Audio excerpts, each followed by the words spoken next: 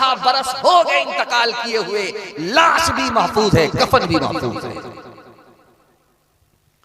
अल्लाह के रसूल पैदल चल रहे, सहाबी ऊंट पर सवार है।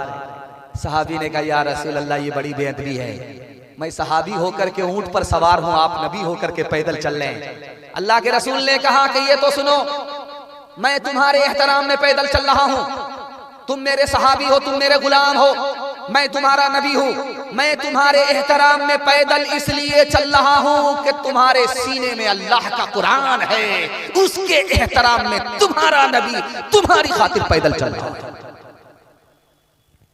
ये बगल में हरिचंद्रपुर है, रेलवे स्टेशन है। आप इसको सामने रखिए।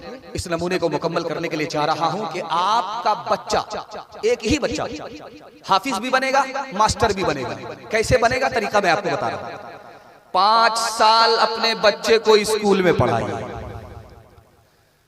5 साल जब मुकम्मल हो जाए तो उसको स्कूल से निकाल करके 3 साल के लिए मदरसे में दाखिल कर दीजिए।